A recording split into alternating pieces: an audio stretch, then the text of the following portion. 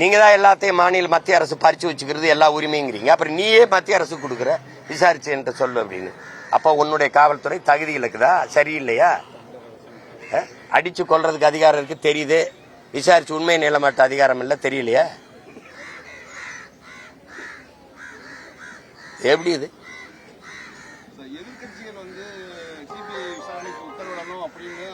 அதுவே ஏமாற்றுங்க. சிபிஐ விசாரணை எது சிபிஐ விசாரணையால இதுவரை நீங்க நடந்த ஒண்ணு சொல்லுங்க, ஒரு நியாயத்தை பெற்றுக் கொடுத்ததுன்னு சொல்லுங்க. என் மண்ணின் காவல்துறைக்கு இல்லாத அக்கறை மத்தியில் இருக்கிற ஒரு சிபிஐக்கு, அந்த காவல்துறை அந்த சிறப்பு புலனாய்வு பிரிவுக்கு இந்த குற்றத்துல இருக்கிற நியாயத்தை கண்டு கொண்டு வெளியில சொல்லணும்னு அவசியம் என்ன வருது? நீ கடத்தி விட தான் பயன்படும். தமிழக காவல்துறை விசாரிச்சா அது உண்மை வெளிவராது அப்படிங்கறத சிபிஐ விசாரணை கேட்கணும்.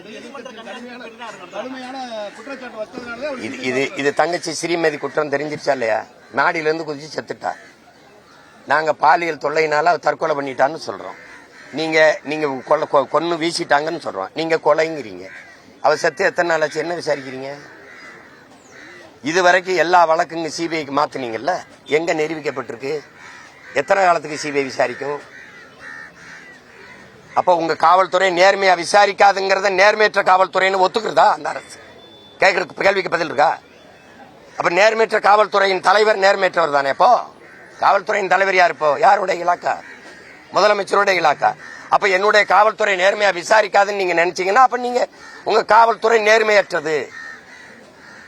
அந்த இலாக்காவை பொறுப்பேற்றுக்க நான் நேர்மையானவன், நேர்மையற்றவன், அப்படித்தானே வருது.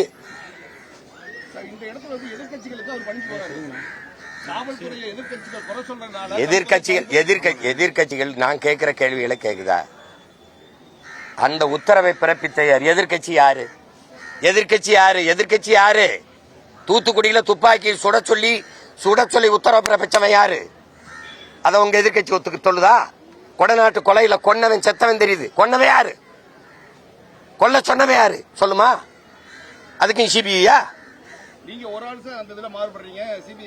மாறுபடுறேன். நான் தானே மண்ணுக்காக மக்களுக்காக நிக்க முடியும். நான் தானே உண்மை நேர்மையா நிப்பேன்.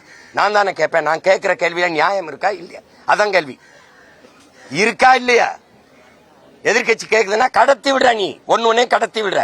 சிபிசிடிக்கு மாத்திரங்கிற. சிபிசிடி ஆட்டு இருக்கு, அதுவும் இதே முதல்வர்கிட்ட தான் இருக்கு. இது முடியல, ரொம்ப பிரச்சனையா இருக்குது. அப்ப இந்த பிரச்சனையை அடங்க வைக்கிறதுக்கு என்ன செய்யுது? சிபிஐக்கு மாத்திட்டோம். அது விசாரிச்சு சொல்லும். நாங்க அப்புறம் வேற வேலைக்கு போயிருவோம். இப்ப 15 நாளா ஒன்னும் செய்யல. நீ ஒரு 6 சென்ட் இடத்தையும் எங்கேயோ 80 கிலோமீட்டர் இடத்துல ஒரு ஒப்புக்கு சப்பான்னு ஒரு வேலையும் கொடுத்து இதான் நீ பெற்றுக் கொடுக்குற நீதி. கள்ளச்சாரம் குடிச்சு செத்தா 10 லட்சம் கொடுக்குற அரசு, காவல்துறையால் அடிச்சு சாகடிக்கப்பட்டா 5 லட்சம் தான் கொடுக்கணும்னா இது என்னது? இது உடனே நடவடிக்கை எடுத்திருக்கோம். உடனே எல்லா நடவடிக்கையுமே எது நடவடிக்கை? ஏன் அந்த பெண்ணு நிகிதாவை கைது பண்ணி விசாரிக்கல? இத்தனை குற்றச்சாட்டு வருதுல, அது சார்ந்து ஏன் விசாரிக்கல? அவ கொடுத்த குற்றச்சாட்டுல, அந்த அம்மா கொடுத்த குற்றச்சாட்டுல உண்மைத்தன்மை இருக்கா இல்லையா? அதை ஏன் விசாரிக்கல? உடனடியா நடவடிக்கை. இங்க இருக்கிற மாவட்ட இந்த எஸ்பி, அந்த மாவட்ட காவல்துறை அதிகாரி கொடுத்தாரா அடிச்சு விசாரிங்கன்னு? இல்ல டிஎஸ்பி நேரடியா தலையிட்டு எடுத்தாரா? சீருடை அணியாத காவலர்கள் கூட்டிட்டு போய் தனியா ஒரு இடத்துல வச்சு அடிக்கிற அளவுக்கு உத்தரவு பிறப்பிச்சது யாரு? அந்த ஆள் யாரு? அந்த அதிகாரி யாரு? அது எங்க இருந்து வருது? ஏன் இவ்வளவு அவசரமா வருது? எல்லா வழக்கையும் இப்படித்தான் விசாரிக்கிறீங்களா? உடனடியா தலையிட்டு இவ்வளவு அவசரமா அடிச்சு கொள்ற அளவிற்கு நடவடிக்கை எடுக்க வேண்டிய தேவையா வருது? அந்த உத்தரவு பிறப்பிச்ச அதிகாரி யாரு? அவர் மேல என்ன நடவடிக்கை?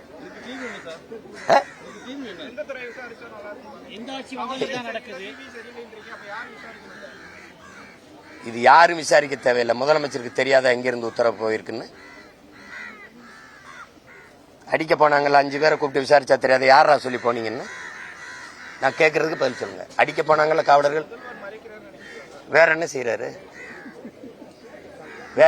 நீங்க எல்லாம் சாரின்னு கேட்டாருன்றீங்க. சாரி கேட்டார்ல அதுல அப்படின்னு நிறைவடைகிற நீங்க உங்களை நான் கொன்னுட்டு உங்க அம்மாட்ட போய் சாரின்னு கேட்டா சரியா இருக்குமான்னு கேக்குறேன்.